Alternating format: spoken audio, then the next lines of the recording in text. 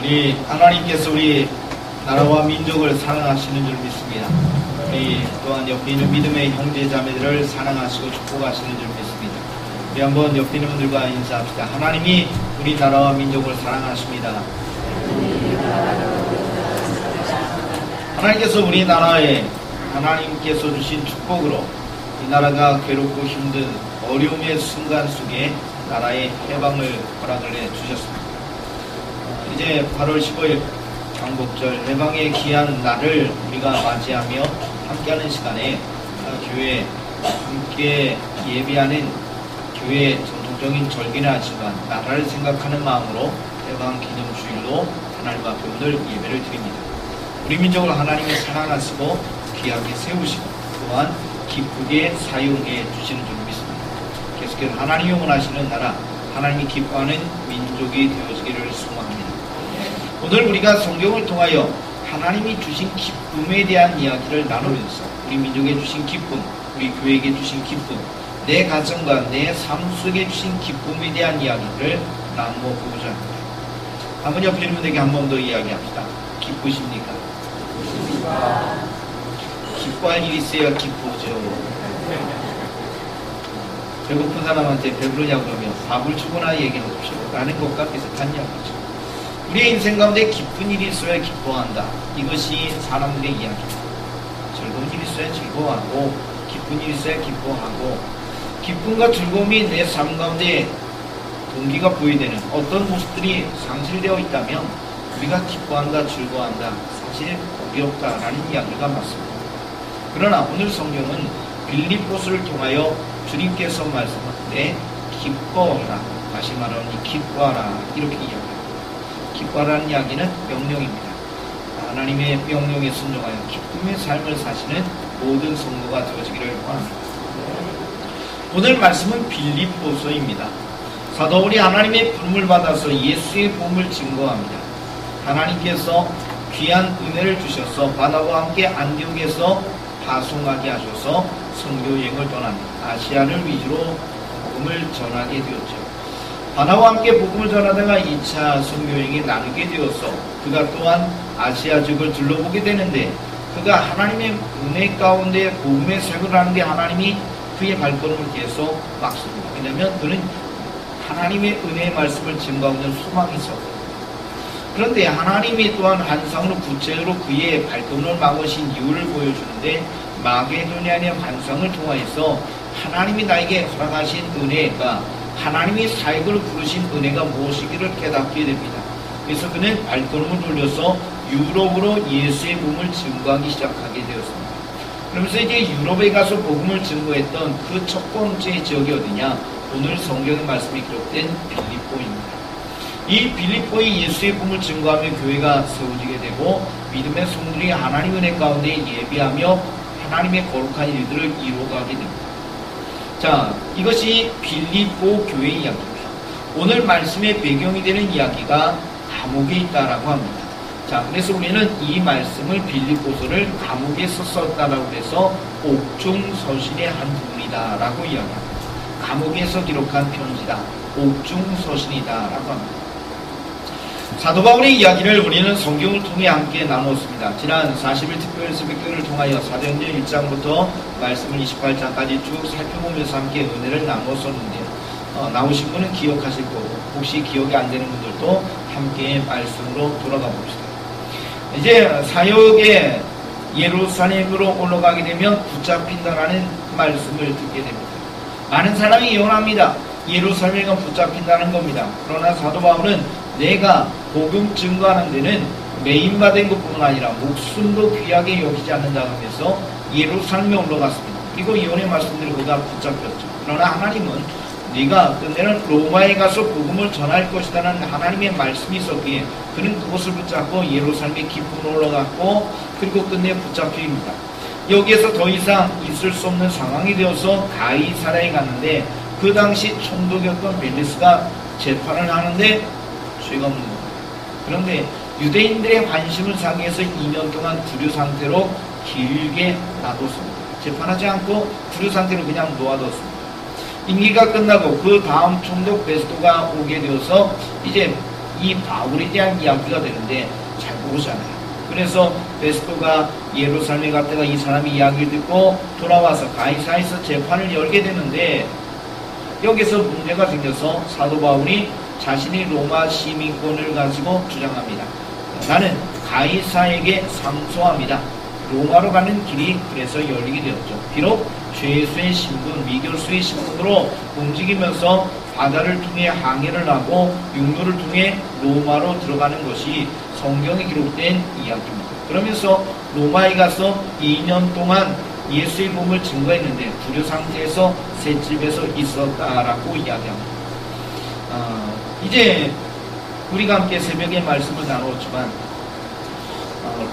이 로마에서 재판이 벌어지게 될 때 가이사에게 상소했으니까 고소자가 따라와서 이 사람은 이러한 죄를 범했다라고 이야기해야 되는데 고소자들이 예루살렘에서 오지 않아서 18개월 동안 재판하지 않으면 결석 재판으로 고소자가 없는 상태에서 재판을 하는 것이 로마의 법인지라 고소자가 오지 않은 상태에서 재판을 해가지고 죄가 없어서 이제 나오게 됩니다. 그것이 2년 동안의 과정이다. 성경은 2년의 이야기를 그렇게 말씀합니다. 성경은 이제 구체적으로 그것을 이야기하지 않지만 2년의 과정이 그렇게 흘러갔다라는 것에 대한 이야기들을 우리가 들어봅니다. 자, 이것이 오늘 성경의 말씀이 기록된 배경입니다. 그가 후에 또 로마의 감옥에 갇히면서 순교합니다. 순교를 목전에 두고 쓴 것이 디모데 후서입니다. 거기는 자신의 순교를 직감하고 있는 마음의 상태, 그 이야기가 성경의 말씀이 기록이 되어 있는데 오늘 본문의 말씀은 1차 감옥에 투옥된 주류 상태에 있는 이제 가택연금이죠. 우리가 지금 언어로 이야기하면 가택연금 상태에서 셋집에서 있으면서 로마 군인이 지키고 있었다라고 이야기를 하는 그 이야기가 오늘 말씀의 배경적인 이야기입니다. 자, 오늘 본문의 말씀에 지하 감옥에 갇힌 것은 아니지만 그래도 지금 죄수의 신분으로 미결수의 신분으로 재판을 앞두고 있는 상태입니다. 그리고 나서 이것이 어떻게 전개될지 모르는 겁니다. 나는 죄가 없습니다. 그럼에도 불구하고 여기까지 왔습니다. 재판을 할 때도 벨리스 총독도 죄가 없다고 생각을 했고 그리고 그 다음 총독 베스토도 죄가 없다고 생각하고 그리고 아그리파 왕이 또 이야기를 들 때도 그때도 죄가 없다고 이야기하지만 그러나 끝내 그는 로마까지 갔습니다. 왜냐하면 하나님이 그를 보내시겠다고 이야기하셨기 때문에 거기까지 갔다는 겁니다. 그래도 죄가 없는 상태에 묶여 있습니다. 죄가 있다면 할 말이 없지만 죄가 없는 상태에서 여기까지 왔고 자유롭게 움직이지 못하는 상황 속에 감옥에 갇혀있는 상황이다라고 이야기합니다. 제가 감옥에 주변에 있는 감옥에 가봤어요. 여기서 제일 가까운 교도소가 홍성에 있죠. 저도 예전에 홍성에 여러 번 지나가는데 홍성에 교도소가 있는 건 몰랐어요. 근데 제가 5년 동안 들락달락거렸고요. 제가 5년 동안 들락달락거렸다니까 도대체 목사님 무슨 죄를 지어가지고 그러냐고 누가 그러더라고요. 로마의 감옥에 갇힌 사도 바울의 심정을 제가 가서 조금 느껴봤는데 거기에 독방에 있는 친구들을 제가 만나서 한 5년 동안 상담하고 예배하고 했던 기억이 한 달에 한 번 정도 가서 만났던 기억이 나는데 저는 가서 깜짝 놀랐어요. 저는요 그 영화 속에 나오는 장면들을 보면 여러 명들이 감옥의 한 방에서 생활하는 것들을 봐요. 뭐 독방이 있다고 해서 독방이 있나 보다 그랬는데 제가 만난 분들은 독방에서 보하는 분들입니다. 그러니까 상당히 좀 문제가 있는 분들이죠. 저는 깜짝 놀랐는데 뭘 놀랐냐면 CCTV로 그걸 다 보고 있는 거예요. 감옥에 독방에 있는 그분들은요 CCTV로 다 봐요. 하루 종일 24시간 CCTV가 틀어져 있습니다. 그래서 교도관들이 그것을 CCTV로 다 보고 있습니다.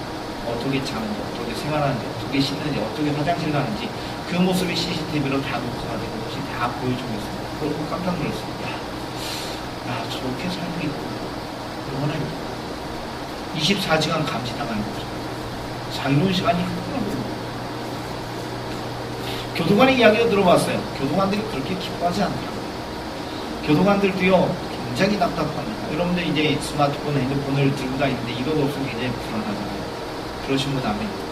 집에 가서 하십시오. 네. 사실 우리가 스마트폰, 핸드폰 없으면 상당히 이제 불안해하기도 합니다.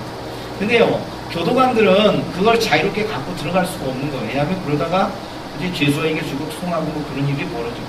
잃어버리고 또 재수에 자꾸 이런 일이 벌어질까 염려가 있어서 그런지 교도관들도 감옥의 문을 이게 큰 정문의 문을 통해서 들어갈 때 그 문을 통과해서 들어갈 때 다 핸드폰을 맡깁니다.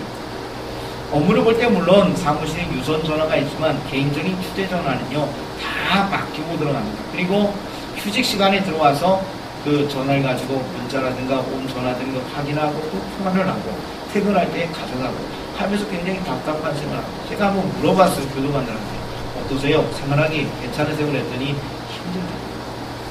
왜냐면 그분들도 자유한 몸이지만 교도소 안에서 담벼락 안에서 갇혀지는 듯한 느낌으로 일생의 직업의 인생의 삶을 살기 때문에 그들도 굉장히 답답하고 힘들다. 단적인 얘기로 스마트폰, 핸드폰에 대한 이야기들을 그렇게 말합니다. 자, 갇혀있다는 이야기는요, 감옥에 있다는 이야기는 사실 우리에게 기쁨이라고 이야기하는 것에 대해서는 먼 상황입니다. 감옥에 있는 사람들의 이야기를 들어보고 감옥에 있는 사람들의 모습을 보아도 자유한 교도관의 모습을 보아도 그들의 삶 속에서 많은 것이 위축되고 있구나라는 생각들을 해보게 됐습니다. 그런데 오늘 본문의 말씀에 등장하는 사도 바울은 로마의 감옥에 있는 상태에서도 빌립보 교회 성도를 향하여 기뻐하십시오라고 이야기를 하고 있습니다. 자, 내가 기쁘지 않은 상태에서 상대방에게 기뻐하라고 이야기할 수 없는 겁니다. 이미 사도 바울 안에는 기쁨이 있기 때문에 이 기쁨에 대해서 이야기하는 겁니다.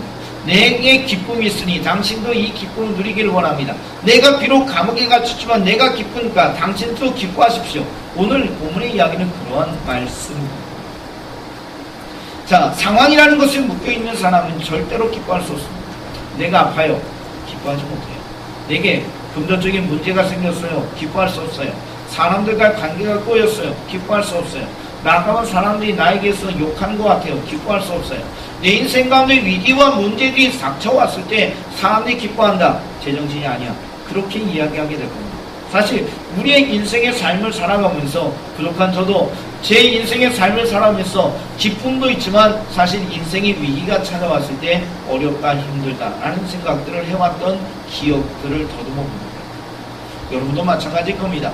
사실 우리가 믿음 생활하고 있지만 하나님의 은혜에 대해서 기억하지 못하고 하나님의 능력을 찬양하지 못하고 이 땅에 어떤 위기와 문제에 결박되고 그리고 어떤 위기 상황 속에 묶여있게 되면 상황을 뛰어넘지 못하고 사실 기쁨보다는 슬픔과 어려움의 모습이 우리의 눈물이 되겠죠. 사랑하는 성도 여러분, 그런데 오늘 사도 바울은 기쁘다. 그러니 당신도 기뻐하십시오라고 이야기합니다. 주님 주신 기쁨의 이야기는 상황을 뛰어넘는 기쁨이다라는 소개를 하고 있는 것입니다.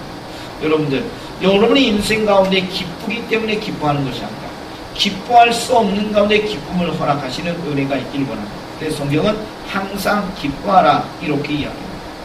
사랑하는 성도 여러분, 옆에 있는 분에게 이야기합시다. 상황을 뛰어넘는 기쁨이 있길 원합니다. 기뻐하는 가운데 기뻐하면 좋죠. 사업이 잘 돼요. 기뻐해요. 학교 공부했는데 학교에서 상도 줘요. 기뻐하죠.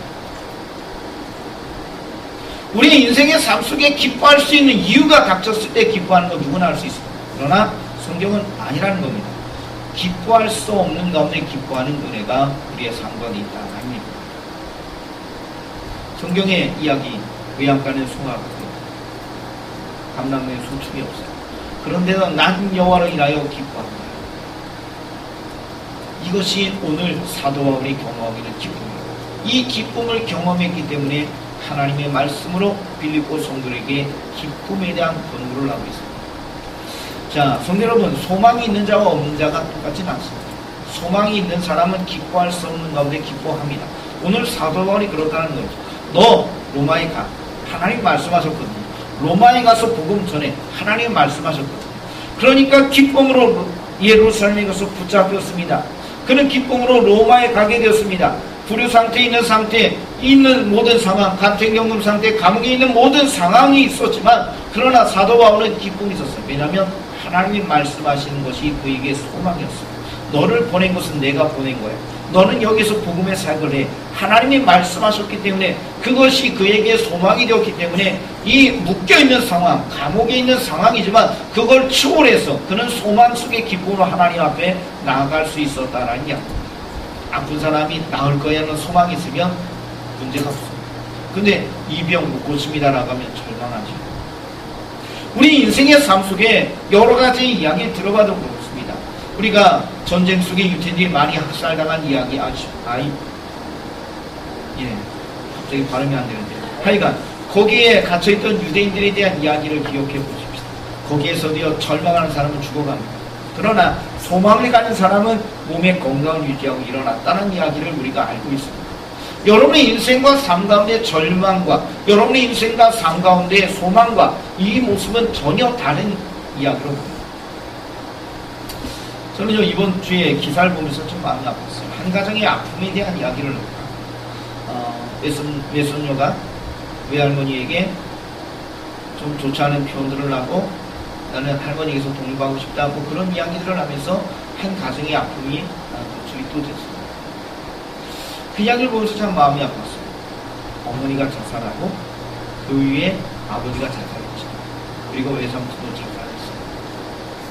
그러니 그 가정이 얼마나 가슴이 아프고 아버지 어머니가 이혼하고 자살하고 외삼촌도 자살하고 그 가운데 양육돈 분쟁도 있었고 그 모습을 어린아이들이 자라가면서 물론 그 외할머니도 마찬가지죠. 내 사랑하는 딸이 세상을 떠나고 사위도 세상을 떠나고 내 아들도 떠나고 그 모습 보면서 얼마나 마음이 아팠어요. 그런 절망적인 것들을 바라보며 살아왔던 그들의 삶 가운데 또 가정의 위기가 찾아와서 또 그게 또 언론에 노출돼가지고 한 가정의 아픔이 뉴스거리가 돼서 많은 사람에게 이야기가 되고 있습니다. 사랑하는 성도 여러분, 세상의 삶을 살아가는 사람들의 이야기를 들어보면 절망이라는 이야기가 너무 지켜지죠. 근데 절망 속에서도 소망을 갖는 사람은 일어납니다. 오늘 사도 바울이 기뻐할 수 있는 이유를 이야기하는데 그 기뻐할 수 있는 이유는 소망이 있었기 때문에 하나님이 나와 함께 하시고 하나님이 나에게 은혜 베푸시고 하나님이 비전과 꿈을 주시고 하나님이 나를 사용하실 것이다 라는 기대가 있었기 때문에 그는 소망 속에 일어났습니다.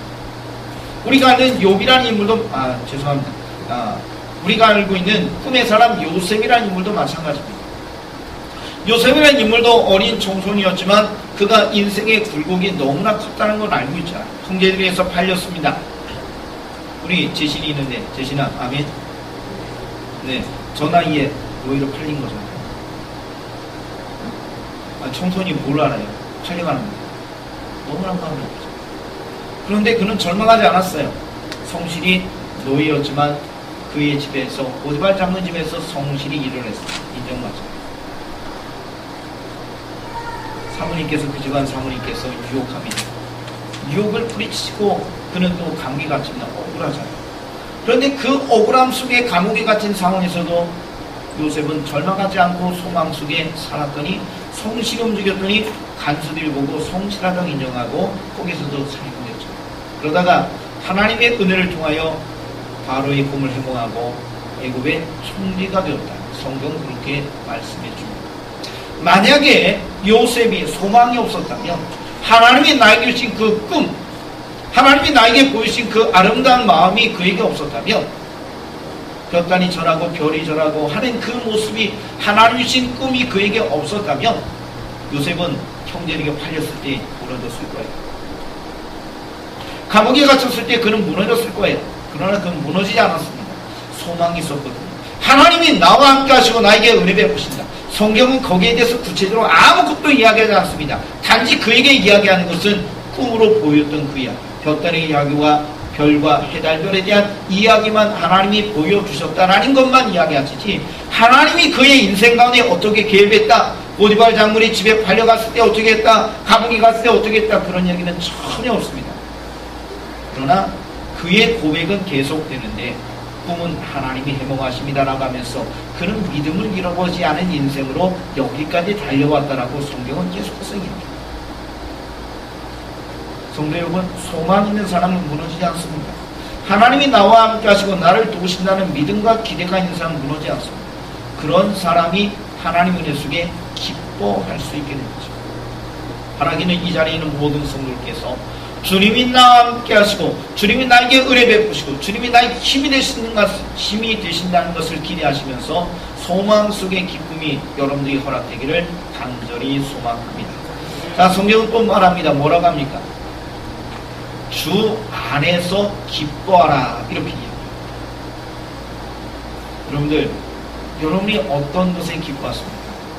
텔레비전, 드라마, 영화, 어떤 여가활동? 한번 옆에 있는 분에게 물어보시고 어떤 것에 기뻐하십니까? 일단 식사하시면서 얘기하시죠. 우리의 인생 가운데 기뻐하는 것들이 있어요. 우리가 취미생활도 할 수 있고 뭐까지 할 수 있죠. 주중에 들어보니까 산에 올라갔더니 누구 또 만났다 그런 얘기가 산에 갈 수 있어요. 우리의 인생의 삶 속에 하나님 주신 건강과 삶의 모습들을 유지하고 할 수 있는 많은 활동이 있을 수 있어요. 그런데 제가 느끼고 여러분이 느끼듯이 텔레비전이 아무리 재밌고 즐거워도 끝나는 것입니다. 극장에서 눈물 흘리고 호하고 즐거워하고 막 나옵니다. 그런데 나오면 끝이에요. 나오면서 아니 왜 이렇게 더워 하면서 그게 나오잖아요. 성도 여러분, 우리의 인생의 삶 속에 벌어지는 수많은 사건들이 우리에게 즐거움과 기쁨을 줄 수 있지만 그것은 영원하지 않다. 요한복음 15장의 말씀에 주님이 그렇게 얘기합니다. 한번 따라합시다. 내 기쁨을 너에게 주어. 자, 성경 뭐라 그러냐? 기쁨인데요. 기쁨이 내 기쁨, 예수님의 기쁨을 우리에게 주신다 하고 있는 것입니다. 그래서 다시 한번 따라합시다. 너의 기쁨을 충만하게 하려 함이라. 주님이 우리에게 말씀하는데 내 기쁨을 너에게 주어 너의 기쁨이 충만하게 하랍니다 라고 이야기합니다. 내가 기쁨을 채울 때는요, 내 기쁨이 가득하지 않습니다. 기뻐하는 것처럼 느껴질 정도로 잠시 잠깐의 기쁨, 조그만 기쁨이죠. 그런데 기쁨의 상황이 우리의 삶 가운데 계속되는 것이 아니라는 겁니다. 왜냐하면 얕으니까요, 조금이니까요, 작으니까요. 그런데 하나님이 주신 기쁨은요, 충만하게 하신다는 겁니다. 여러분들, 여러분이 막 기쁘고 좋은 일 있을 때는 옆에서 누가 쿡쿡 찔러도 무반응입니다. 하고 넘어갑니다. 근데 내가 막 짜증이 나고 할 때 옆에서 툭 내립니다. 그러면 좋지 않은 반응이 나타나겠죠. 우리 인생의 삶을 살아가며 많은 것들을 경험해 봅니다. 우리의 마음에 여유가 있을 때, 내가 기쁨과 만족이 있을 때는요, 별로 문제가 없습니다. 쇼핑할 때도 그런 얘기 하잖아요. 밥을 먹고 식사하시고 쇼핑하십시오. 그러면 덜 산대요. 저도 한번 해봤습니다. 우리 아이들하고 쇼핑을 한번 밥 먹고 해봤는데요. 안 사요. 어디 뭐 가다가 시식하는 코너 가가지고요, 예전 같으면 줄 서가지고 먹을 텐데 거기도 줄도 안 서요. 그냥 휙 지나가요. 나중에 볼 때는 별로 산 게 없어요. 근데 밥을 먹지 않고 갈 때는요, 시식 코너 가면 나 저거 먹고 싶어 하고 줄 서고, 내가 저거 필요한데 라고 삽니다. 사실 필요하지 않아요. 성도 여러분, 우리의 인생의 삶 속에는요, 참 상황이 상당히 있고 있습니다. 내 안에 감정적인 것이 많아요. 즐거움과 기쁨이 있지만 그것이 나를 영원히 만져주지는 않습니다. 그런데 성경 뭐라고 하느냐? 주님 주신 기쁨이 충만히 내 안에 있게 하신다라고 합니다. 오늘 사도 바울이 그런 이야기를 하는 겁니다. 주 안에서 기뻐하십시오. 왜냐하면 기쁨은 주님이 주시는 겁니다. 세상에 주는 기쁨은 나를 충만한 기쁨으로 인도하지 않습니다. 기뻐할 수 있어요. 즐거워할 수 있어요. 잠깐 잃을 수 있어요. 예전의 슬픔과 아니면 현재의 고통을 잃어버릴 수 있어요. 그러나 이것이 우리의 삶 가운데 기쁨이 영원하지 않다는 겁니다. 그런데 주님 주신 기쁨은 내게 충만합니다. 충만하면요, 여유가 있어요. 충만하면요, 모든 것을 감내할 수 있어요. 충만하면 뭐 나를 흔들어놔도 별 무리가 없어요. 그러나 충만하지 않으면 문제가 되는 것이죠. 돌연 때문에 우리 수위가 조금 올라가는데 예전에 뭐 7점 몇 프로까지 떨어졌다라고 이야기를 합니다. 그래가지고요, 좀 있으면 이제 6% 5% 떨어지면 상상도 못한 일이 벌어지지 않을까 이렇게 생각을 했습니다. 그런데 우리 비가 좀 오고 하면서 조금 수위가 올라가는데 아직은 한참 모자르다라는 이야기를 합니다. 여러분들, 여러분이 주변에 냇가가 있습니다. 여기도 천이 있고 한데 냇가에서 오염물질이 조금 벌어지는 것, 이거 굉장히 큰 문제가 됩니다. 근데 바다에는 사실 우리가 알지 못한 일이 많이 벌어지는데요. 바다에는요, 좋지 않은 쓰레기들 많이 벌어집니다. 막 갔다가 막 퍼붓는데요. 바다가 넓으니까. 근데 나중에는 문제가 된다라고 이야기합니다. 일단은 지금은 별 시간 나니까 갖다 붙는답니다. 여러분들, 여러분 안에 주님 주신 기쁨이 바다와 같은 충만한 그런 넓은 기쁨, 하나님이 주신 그 기쁨으로 가득한 기쁨이 있기를 바랍니다. 그러면 슬픔이 오고 문제가 오고 어려움이 와도 근데 내 기쁨이 내가처럼 자그마해. 그러면 자그마한 슬픔과 고통이 찾아와도 우리 흔들리게 됩니다. 오늘 본문의 말씀에 주 안에서 기뻐하라. 주님 주신 기쁨으로 가득하라고 이야기합니다. 바라기는 우리 믿음의 성도께서 세상의 기쁨을 추구하고 세상으로 나가는 것이 아니라 주님 주신 기쁨이 있는 것을 기억하시고 주님의 품 안으로 돌아오시고 주님의 은혜 속에 들어오시는 믿음의 성도가 되어지기를 간절히 원합니다. 오늘 우리가 알방 기념주일로 함께합니다. 하나님이 우리 민족을 사랑하셔서 이 나라 가운데 자유를 주셨습니다. 하나님의 은혜이죠. 이 나라가 또한 여러가지 아픔과 슬픔이 있을 때마다 하나님의 믿음의 성도의 기도를 통하여 이 민족을 세워주시게 된 거라고 믿습니다. 여러분이 계속해서 이 나라 민족을 향하여 기도하시고 우리나라가 어떤 기쁨이 아니라 주님 주신 기쁨으로 충만한 나라가 될 수 있도록 예수의 복음을 증거하시고 또한 예수의 사랑으로 위로하시고 이 나라를 세우시는 모든 주의 자녀가 되시기를 원합니다. 다시 한번 소망합니다. 주님은 사도 바울을 통해 우리에게 얘기합니다. 기쁨이 중요합니다. 기쁨을 이야기합니다. 이 기쁨은 상황에 묶이는 기쁨이 아니라 상황을 뛰어넘는 기뻐할 수 없는 가운데 기뻐하는 기쁨입니다. 왜냐하면 소망이 있습니다. 하나님이 내 안에 계셔서 내게 은혜 베푸시는 분이라는 것을, 내게 꿈과 비전을 주셔서 내 인생 가운데 개입하실 것이라는 것을 기대하기 때문에 믿음 속에 소망 속에 사도 바울은 기쁨을 소유하여 우리에게 기쁨을 이야기합니다. 주 안에서 기뻐하라 이야기합니다. 주님 주신 기쁨이 있어야 우리는 기뻐할 수 있기 때문이죠. 주님 주신 기쁨으로 충만하게 우리의 기쁨을 축복하신다고 말씀하셨는데 이 주님 주신 기쁨으로 충만한 하나님의 자녀로 충만한 하나님의 능력으로 이 땅에 살아셔서 여러분의 기쁨을 통하여 주변의 사람을 기쁘게 하고 행복하게 하시는 온 성도가 되시기를 소망합니다. 기도드리겠습니다. 오늘 주의 은혜 속에 기쁨을 이야기합니다. 기쁨이 없는 민족에게 해방을 주셔서 기뻐할 수 있도록 은혜 베푸신 하나님 감사를 드립니다. 이 땅의 삶을 살아가면서 공부하고 힘들고 어려워 지쳐있는 우리에게 주님의 십자가의 봉으로 우리를 자유케 하시고 기쁨 허락하신 거 믿고 감사를 드립니다. 예수를 믿는 믿음의 성도들이 이 땅의 삶을 살아가면서 상황에 묶여서 괴로워하는 것이 아니라 주님 주신 소망 속에 주님 주신 기쁨 속에 충만한 기쁨이 우리 안에 있게 하여 주셔서 상황을 뛰어넘는 주님 주신 기쁨으로 충만한 주님의 자녀들이 되게 하여 주옵소서. 예수님의 이름으로 기도드리옵나이다. 아멘.